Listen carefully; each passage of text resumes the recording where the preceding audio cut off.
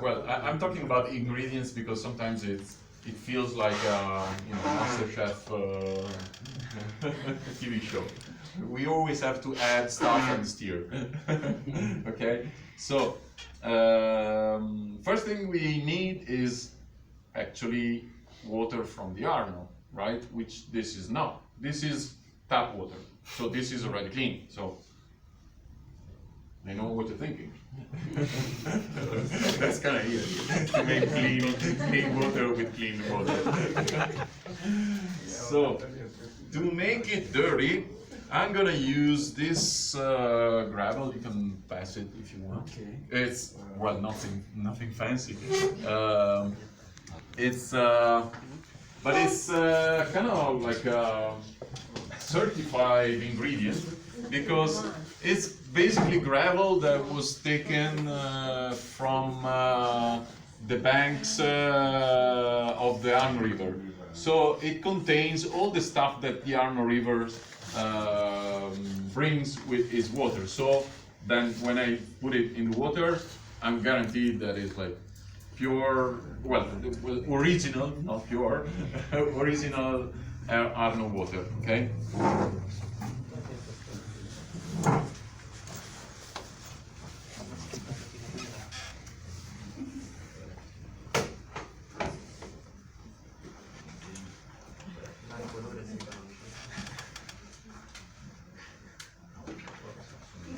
Every time I do this, I'm always afraid, oh, this time I put too much. But it always works, so I'm confident. Of course, I'm steering, and you can help me observe what's happening. Because no experiment is it's valuable, it's good if you don't add the proper interpretation of the results and of what's happening. So now it's Arno River. Looks like. Yeah, natural. Okay, now and actually you can observe that there's a bunch of stuff that is like still floating. We call them surnatanti, so floating stuff. And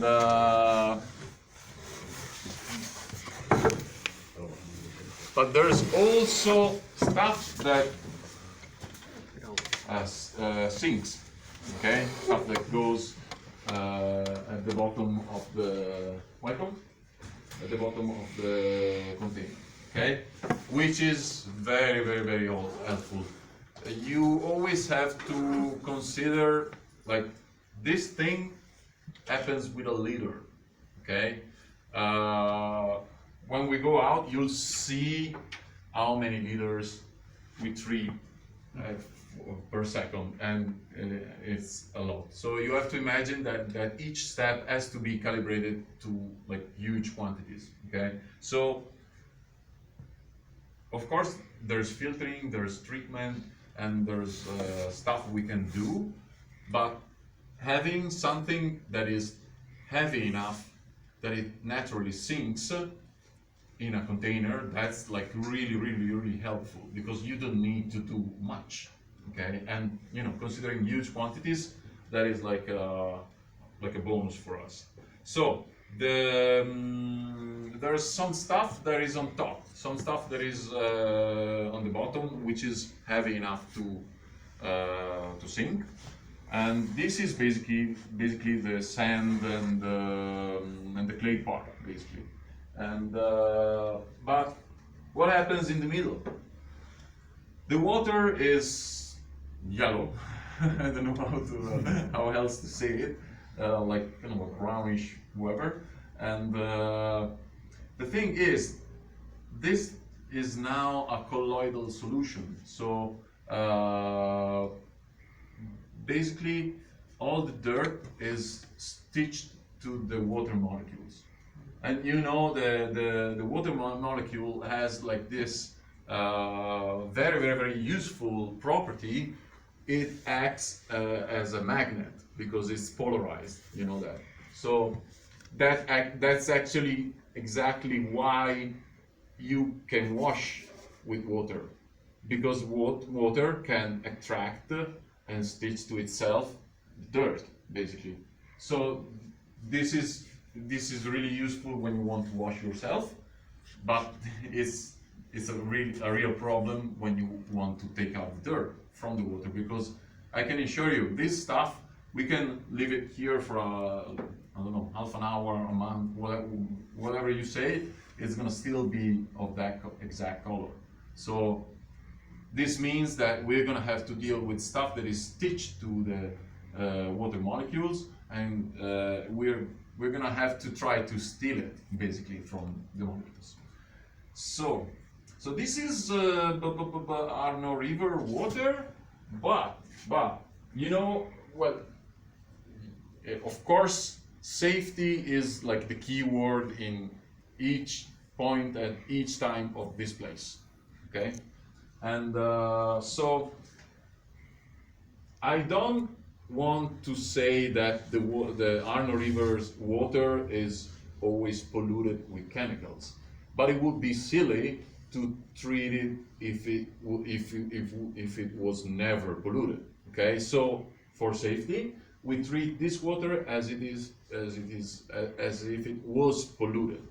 Okay, so I don't have actually, well, you know that, you know, like chemical compounds that are polluting the water, it's a huge amount of types. Okay,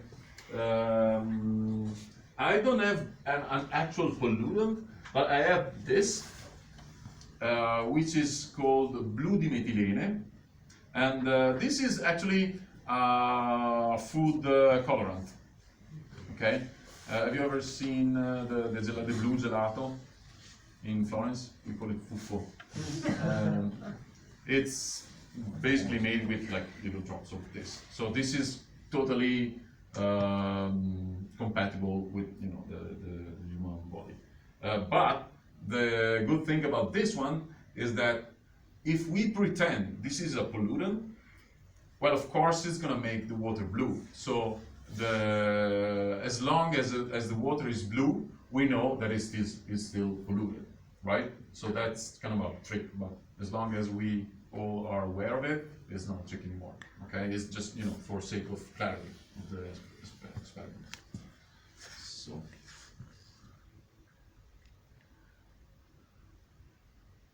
Just a few drops.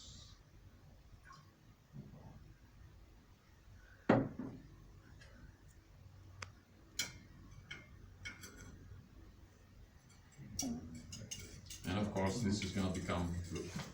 No? So now we are in real trouble. Okay. So now it's time.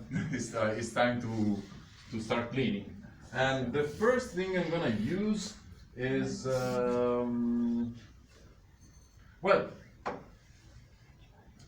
let's take notes.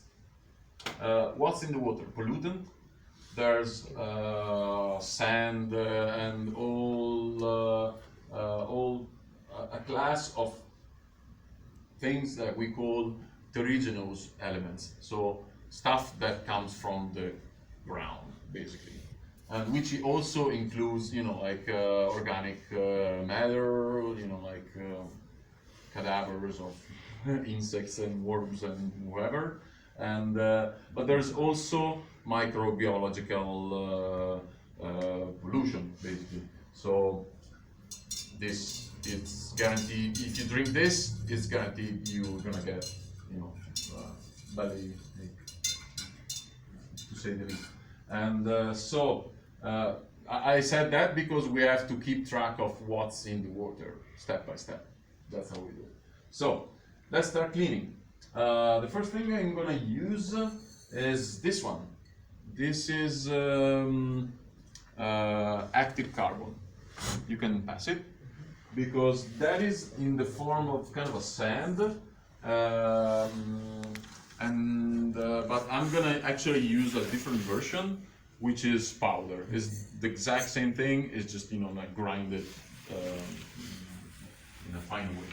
And what does the active carbon do? The active carbon do as a particle that is, well, this is a drawing I made for the kids, but it serves a purpose. The active carbon is shaped like this. So because, well, it's also like activated. That's why it's called active carbon. So it needs to be activated to be able to form bonds with particles. But the main property is that the particle itself, it's shaped like a maze, basically. So it's easy, like in every maze, it's easy to get in, but it's really hard to get out. So each particle kind of gets stuck in inside the particles of the active carbon. So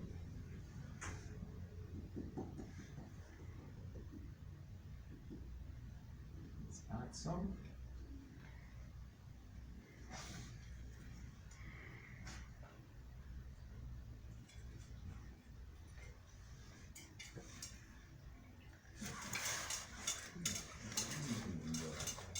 I know what you're thinking.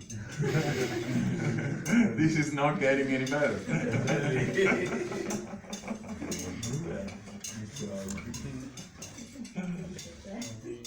But the thing is that the active carbon is basically trapping the evolution, the chemicals. So, well, the carbon with the chemicals inside of it, it's still there, but now the chemical is trapped, and basically it's the active carbon is now behaving like a terrigenous element. So now we have to treat that. And how do we do that? Now I need my little friend, which needs some potion.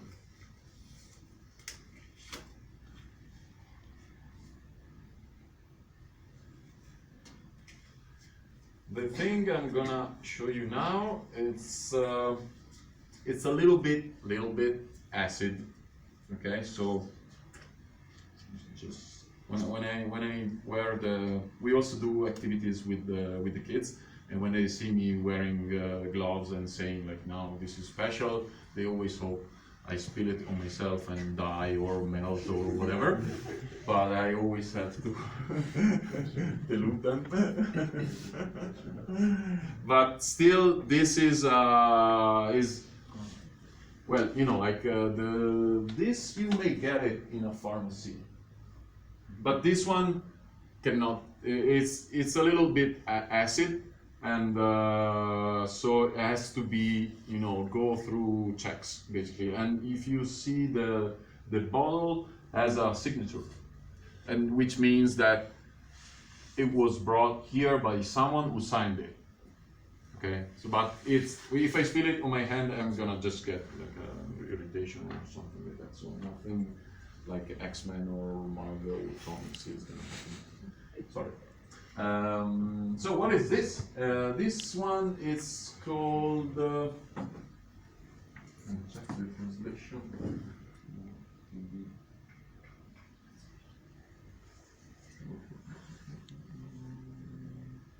It's polyaluminum chloride.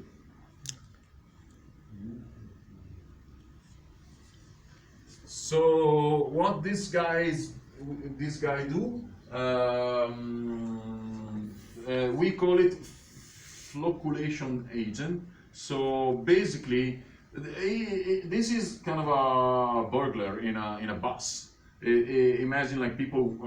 Imagine all the molecules of the water has all of them have something attached to them, like it was a backpack. So like imagine you go on a bus and there's like this burglar that is trying to steal all the backpacks from the people. Okay.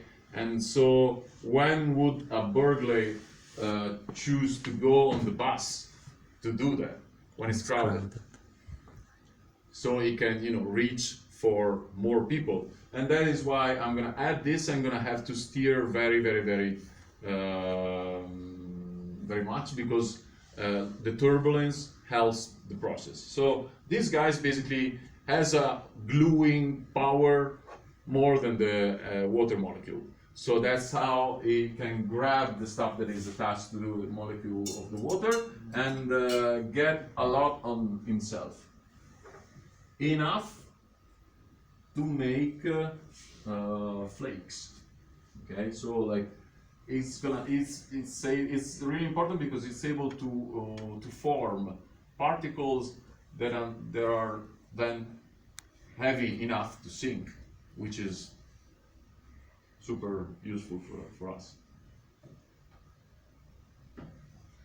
And this one needs to be dosed.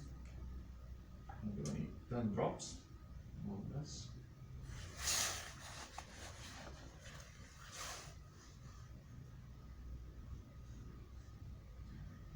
One, two, three, 4, 5, 6, 7, 8, 9, 10. Put one more for the pen.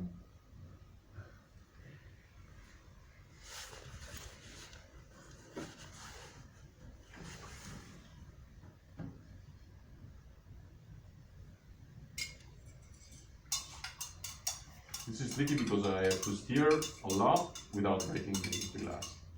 Everything is glass here.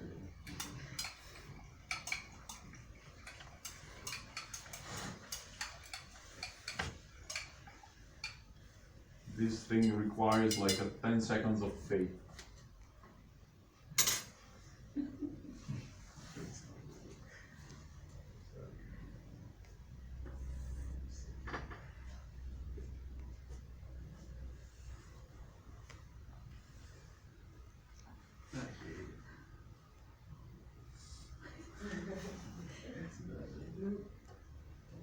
There you go. So now flakes are being formed, and they are taking away all the terrestrial elements, all the black stuff and the blue stuff. So the active carbon, the pollutant, all that, and you see the flakes are slowly sinking, and the water is finally clear. Okay.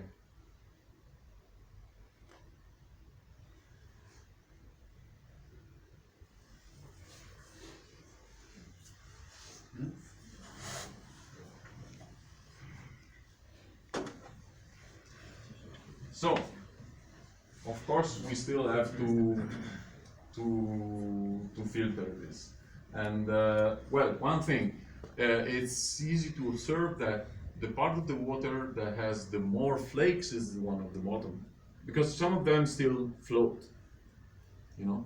But if you take the water from the surface, that is going to be the cleanest you can get. Okay, so without flakes or with the less flake possible. So we're gonna take the water from the top and filter it, and we're gonna use this one. This is gonna act like, you can pass it. It's gonna act like a mechanical filter, basically, and it's basically sand. That's what it is, because it's actually sand. It's a special one in two ways. It's quartziferous, so it has a high content of quartz. Okay, why quartz? Do you know any chemical property of quartz?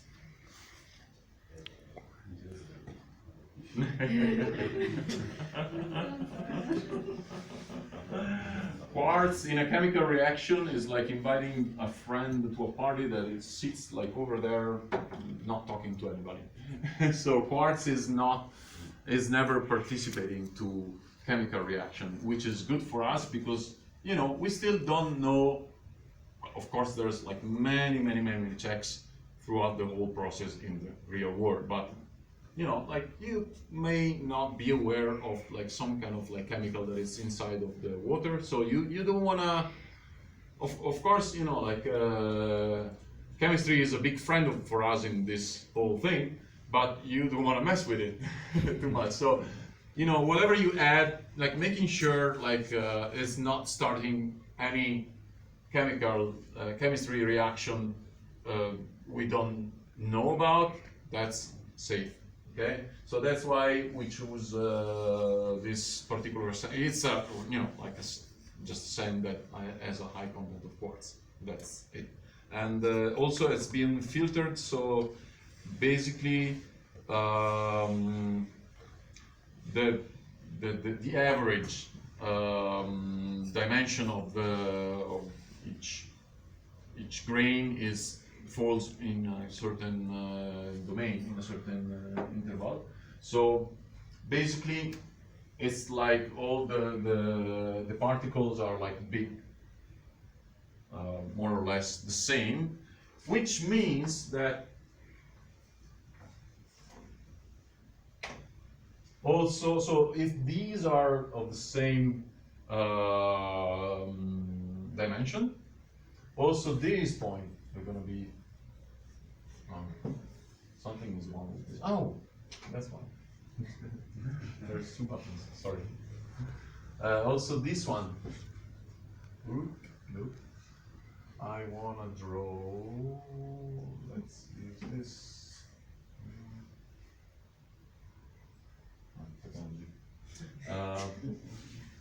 Sorry. One, two,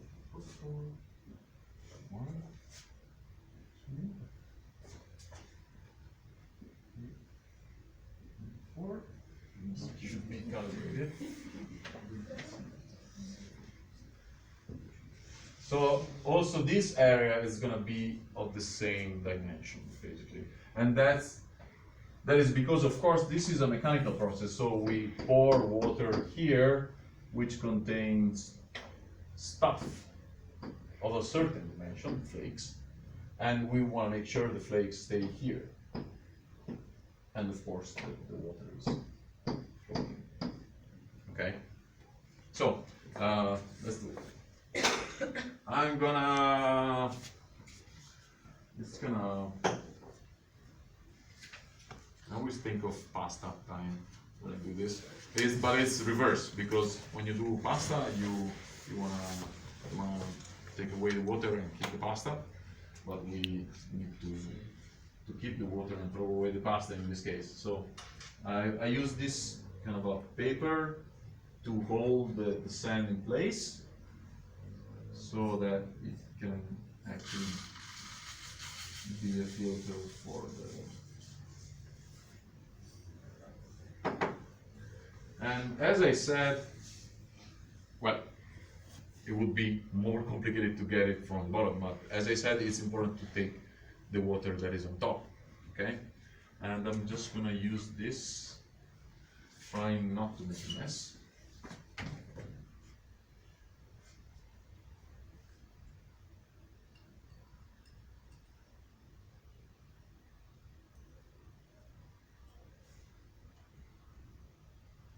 Oops.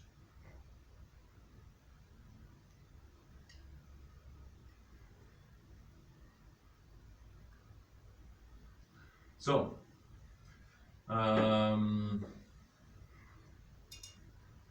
you can see that now the water is free of the flakes, and it's dropping slower than the previous steps. So that means that also in the plant, this is going to be a step that takes time. Okay, but we are now sure that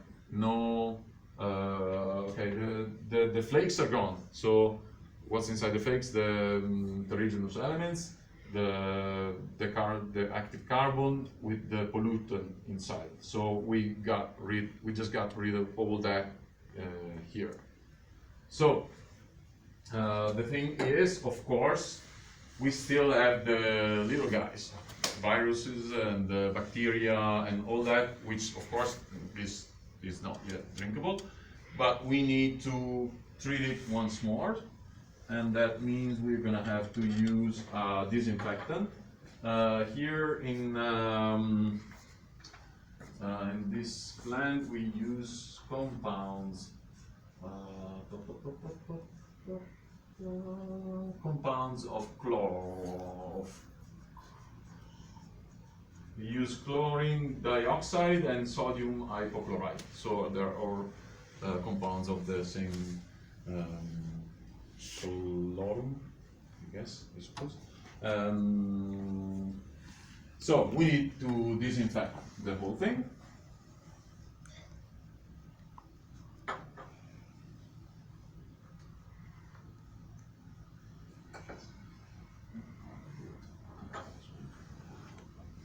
Then we do this, and then I need a volunteer for drinking it. Not many. Not many. You're sure that is drinkable? Well, the thing is, we actually did all the steps that happen in this plant, except for one. We used the right ingredients and the right time and whatever, or at least we pretend. But the thing that is crucial for each step of the process is control. Okay, so there's no safety without control, and that is why water here is being sampled at each step, and many times in the day, and like we're talking about like thousands of samples per year. So it's like much more than one a day. Okay, you have to consider also that the quality of the water may vary. So let's say in the winter there's more rain, and the rain while falling it basically washes the sides of the mountain. So the heterogeneous elements are going to be more in the winter. Okay, so you're going to need more polyaluminum chloride. Okay, and that has to be those, and of course when chemicals are involved, you don't want to put too much or too little. Okay, so everything has to be those based on the current quality of the water, and on the opposite side, if you imagine in the summer when it's warmer, the biological content is higher, so you need more disinfectant. Okay, so that is the reason why nobody should drink this water yet, because it hasn't been checked, even if I did the right steps. Okay, any questions?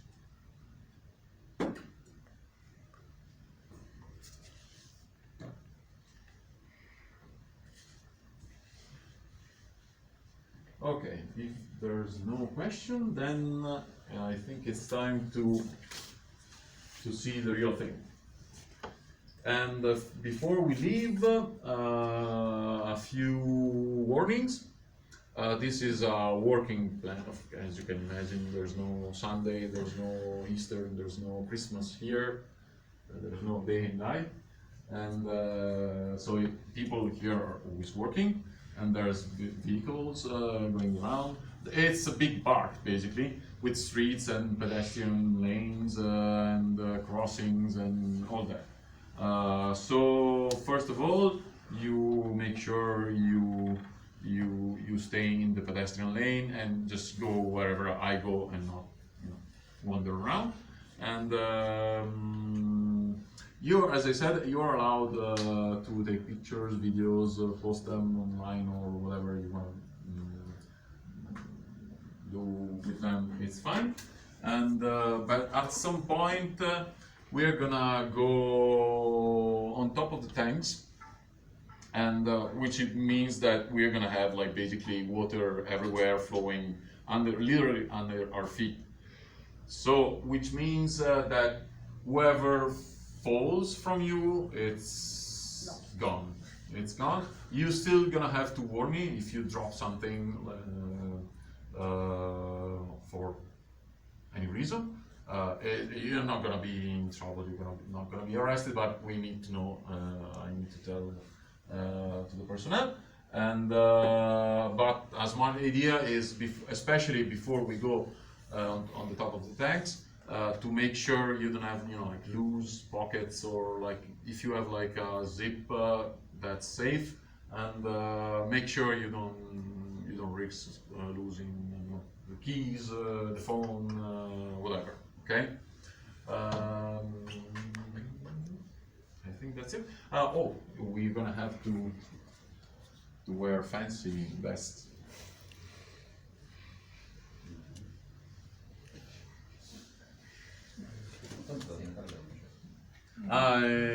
Taglia unica. This is just one size, so in entro livelli di guardia. Dopodiché la colorazione deve per forza avvenire, cioè viene fatta poi una colorazione bella decisa, poi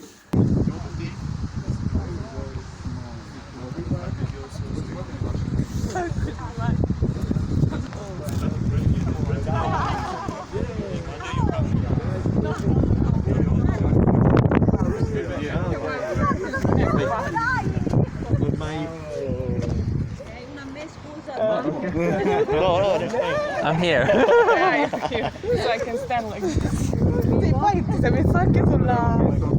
Sono alto,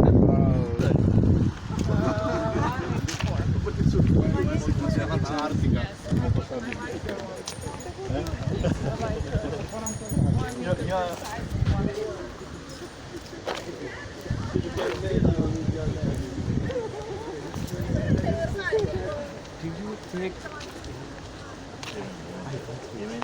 Huh? Really? You're making video.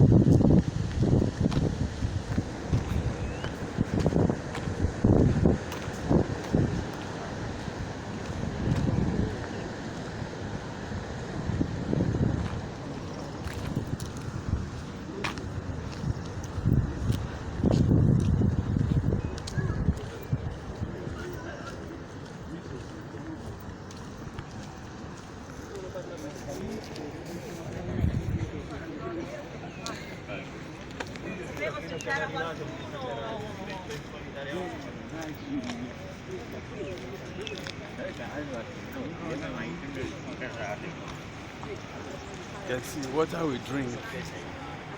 Aluminium, everything. So you send me a copy.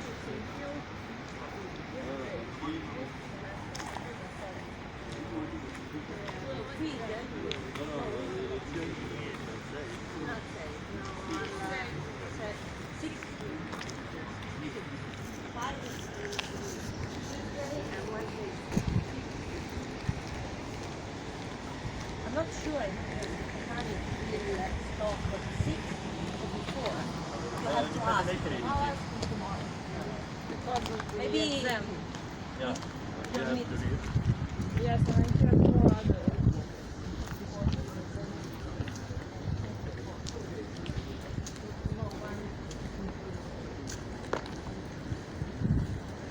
So you have five short.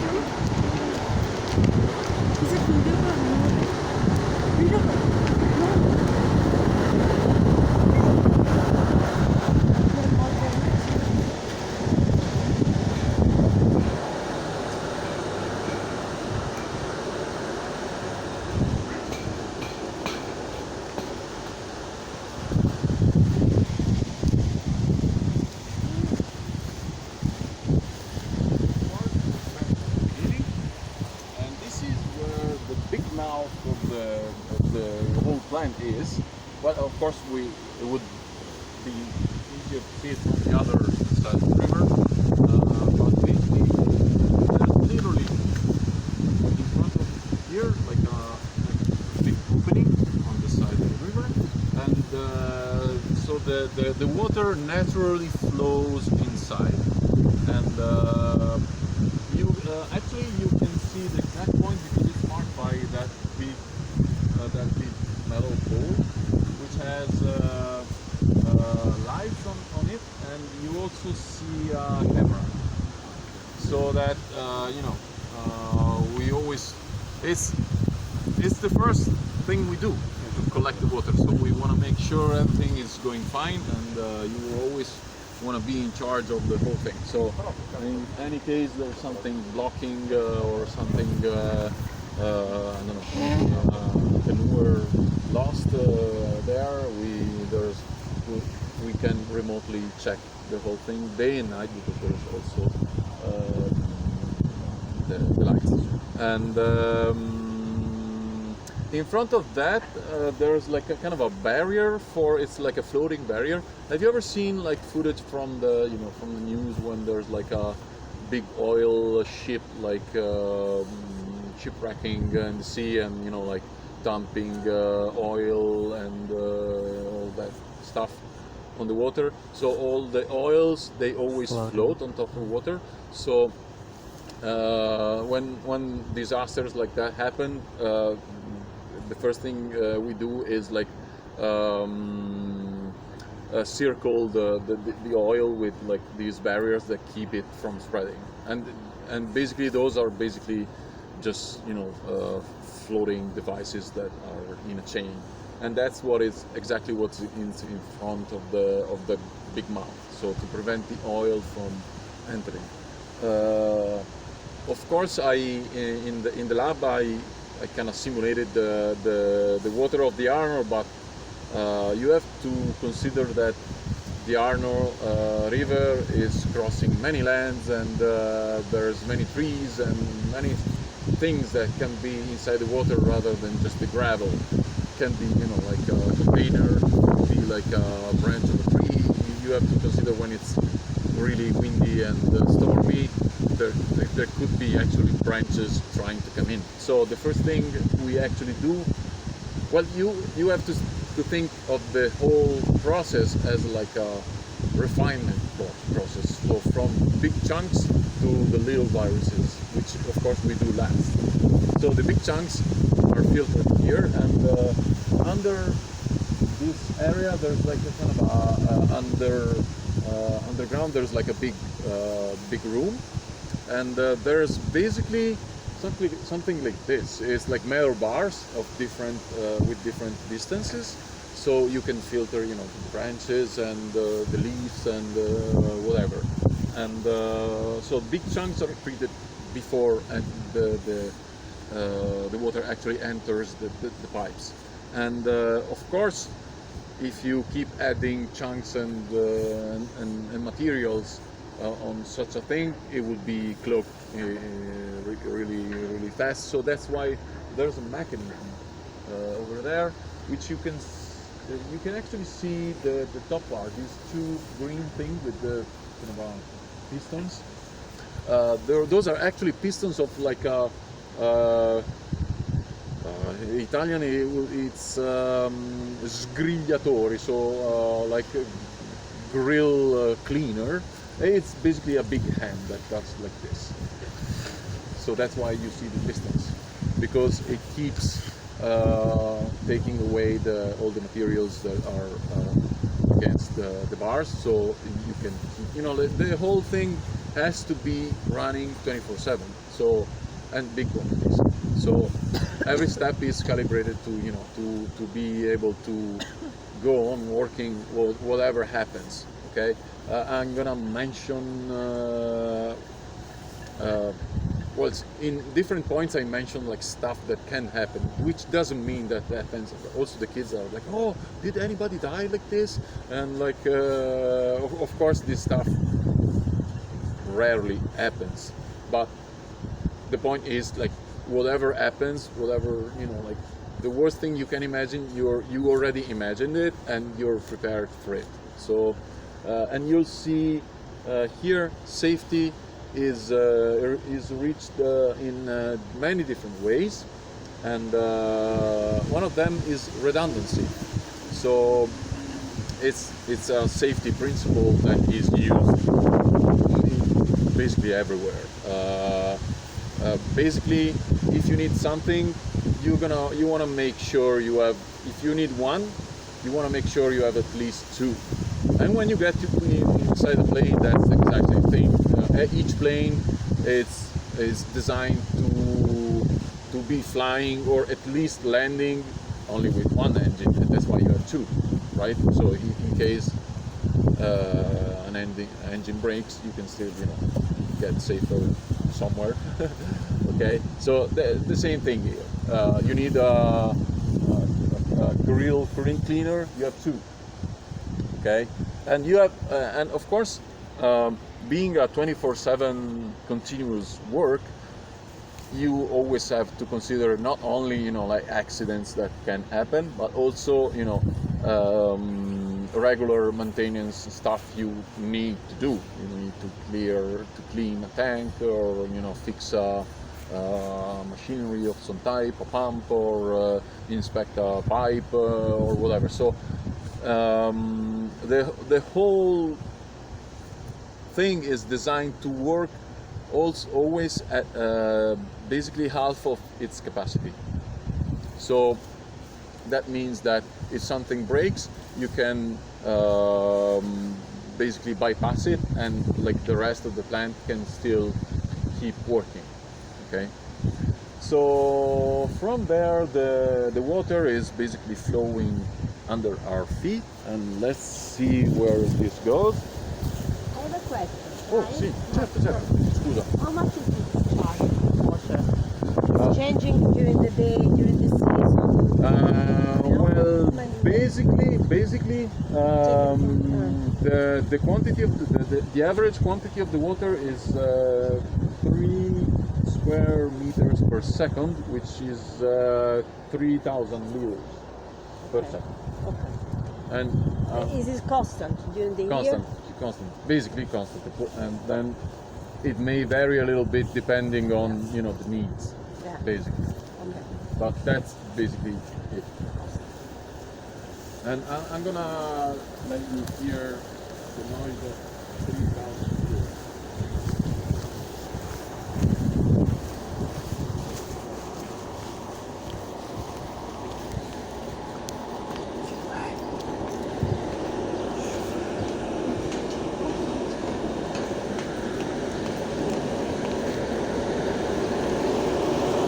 Here you can actually see the water under the grill.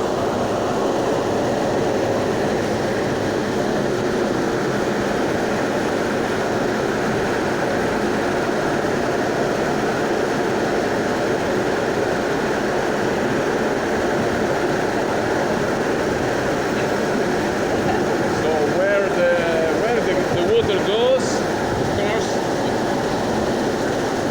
here. Take a look. You can see the gas is not that big, but you can see like the 3 big machines. Those are pumps. Okay, come here. Sorry.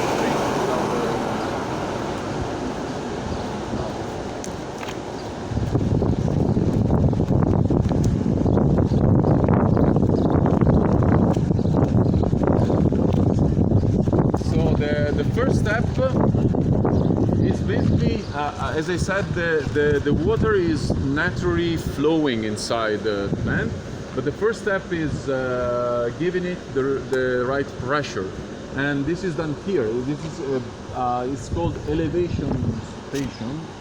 Elevation because after this one, the water is still gonna be flowing inside a pipe underground, but then it's gonna have the right pressure then to reach a certain height, which we're gonna see. And from that point, from there, the water is gonna then just flow top down, as in nature. Okay, so this is basically, apart from the final pumping station, which provides the necessary pressure for the water to flow into all the pipes around. But this is the only pumping station apart from the final one. This provides the pressure for the whole thing. So it's once more redundancy. So you need a pump, and those are big pumps, as you saw. There's three. Not only there's three, but let's say one breaks, and in a way that you basically have to throw it away and put a new one. Those were weight like tons, basically. They're very heavy. And if you take a look, the whole building is designed around the case of changing the pump. So that is basically a door that the whole wall can open, and those you see protruding, those cement things, are actually well, now it's not open. Sometimes it's, I don't know why, but if it was open, you could see inside there's already like an arm, like ready to take the broken pump and put it outside through these things. So like the whole system is ready to prevent anything. And of course, if one pump breaks, the other two can still do their job, and it's more than enough. Okay. So from here, the water gets the right pressure, but keeps running underground into a pipe, and I'll show you where. Now you follow me, because I show you something we didn't take into account.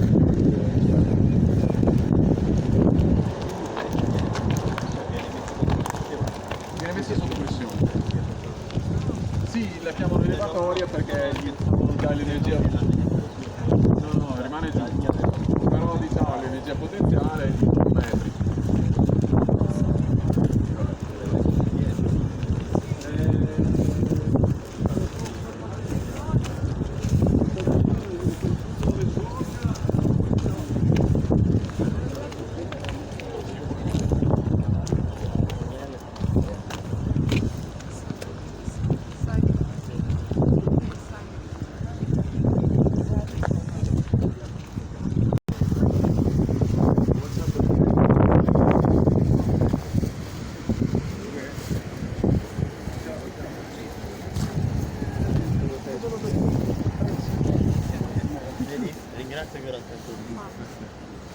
Okay, something we didn't take into account during the experiment. It's what do we do with the flakes, because we form flakes and they with the deliberate purpose to keep all the dirt, but then I basically ignore them inside the lab. Of course, you cannot imagine the number of flakes produced with a quantity of 3,000 liters each second. Okay, so of course you cannot ignore the issue here, and so once the flakes are formed, and we're gonna see soon where they are formed,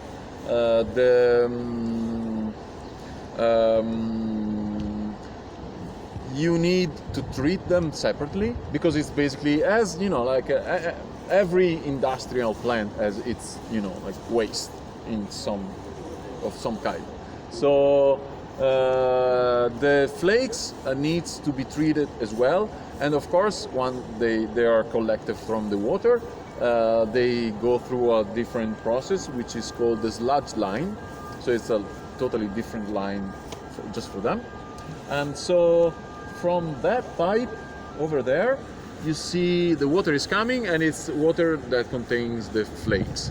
And what happens here is that the flakes, the water with the flakes just drops the sandy part, basically, because you always want to take advantage of, like, you know, stuff that is heavy enough to sink by itself without any other intervention. So that's what's happening here. And so the water leaves the most part of the sand here, and so from here you can collect it, and there's actually a ramp here. So once this gets dry, you can actually come with a truck or something and collect it. And but then as usual, when we leave the dirt sinking, then we take the upper part, and that is taken from those 4 pumps, and it goes and it keeps pumping the dirty water through the rest of the sludge line, which we're gonna see now. Follow me, unless you have more questions here. Recognize sludge, I don't know. Sorry? Oh yeah, I'll show you. Well, of course, the quality of the water always varies, and so does the quality of the sludge. So if you detect some kind of pollutant or whatever, that goes to special waste, and you have to treat it as a special waste. But most of the time, you can reuse it, and also because you have to consider that this is basically clay at some point, but it's not the kind of clay you carve from the mountain, but it's the product of a refinement process. So you know exactly how refined it is, and so it actually you mix it with other types of natural clay, but you can make bricks with it. So, or you can use it for terraforming or whatever. So, of course, if you can find a use for it, that's always better, because otherwise it's, you know, There's no waste. yeah, like the whole thing is designed to have the less waste as possible. So, follow me, I'll show you the rest of the line. It's still part of the sludge line.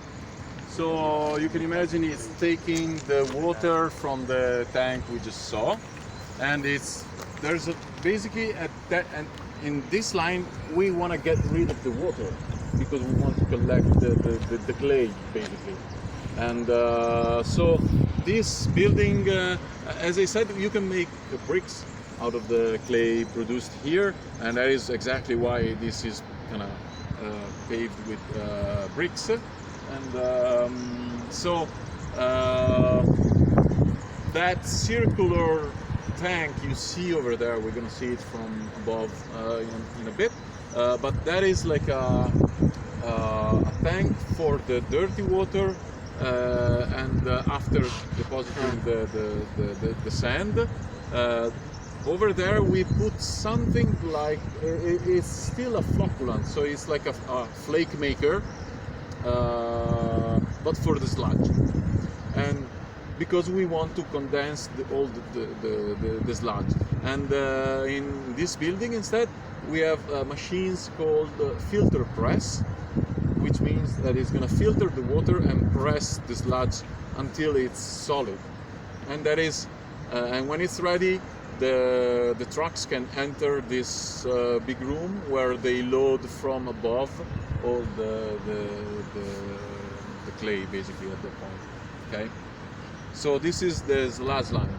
Over here you see another type of building, because of course I said there's chemicals involved in the whole process, and of course if you need water every day, every night, and 24/7, you're gonna need the chemicals with the same ratio. So it's smart to have a stock of the stuff you need, and that's what's happening here. Here, this building with the silos over there, the white ones, that is the flocculant for the water, so the aluminum polychloride, and which, as I told you, needs to be handled with care. And so we have basically trucks with a big tank on top of them, coming over there and stopping over there. You see, it's kind of a pumping station, like if it was a gas station, except it works the opposite way. So when the truck comes, it can connect a pipe through those. You see those two pipes coming outside of the thing, and so they can pump directly the aluminum polychloride inside the sinuses. And as I said, it's a substance that has to be handled with care. So, and this is kind of a delicate point because there's like a moving truck containing all the stuff, connecting pipes, pressure involved, and in case something goes wrong, and let's say someone gets sprayed with aluminum polychloride, of course he's gonna have to go to the hospital to make at least a check. But the first thing you want to do in that case is at least wash away the big part of it. And that's why you see there's a yellow thing over there that seems like a shower. It seems like a shower for a good reason, because it is a shower. And so if you get sprayed with that substance, you can at least get rid of the most of it right there. And in case the aluminum polychloride goes into your eyes, which are even more delicate, as you know, over there you see a green thing with two black bulbs. So that's a eye shower. So you go there and there's a button to press and you can shower. Only water, because of course then you still have to go to the hospital. You don't want to add anything else to your eyes.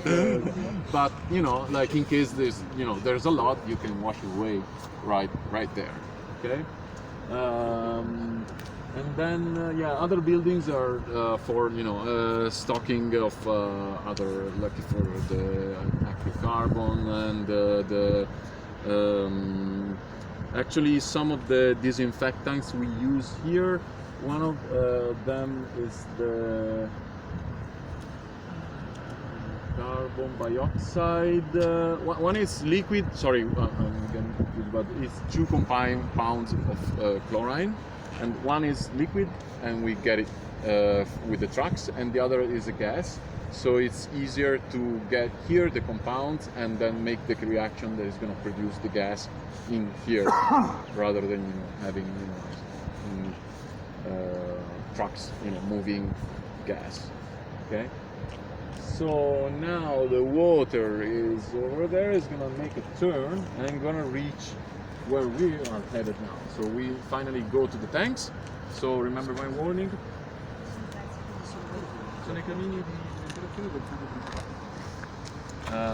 So remember, double check if there's something.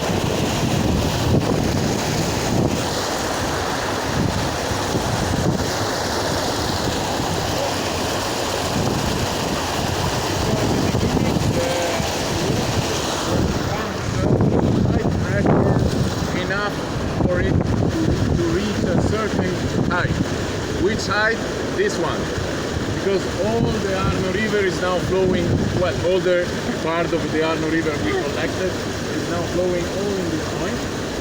And this is the first part of this system, which is called clariflocculation. So it means making the flakes and making the water clear. Okay, and so you see here, well, each shape here has a purpose. So you see the way the water flows into the outer ring creates a turbulence. Okay, and actually under the water there's actually devices like doing like this to increase the turbulence. You remember where turbulence was particularly needed during the process for the flocculation. When you put the flocculant, it's better if you have turbulence, and there you go. This is the aluminum polychloride going from this pipe, from that pipe, and goes over there. Okay? So this is the first mixing with the water and the flocculant. From here, the water goes into this system of tanks, which are 4 tanks for the same reason. And so in those tanks, the flakes form and sink slowly. So let's take a look at them.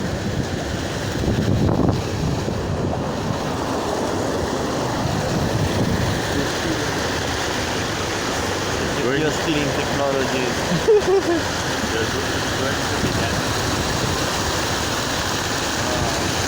No, it's just Banu, దిగుదా అంట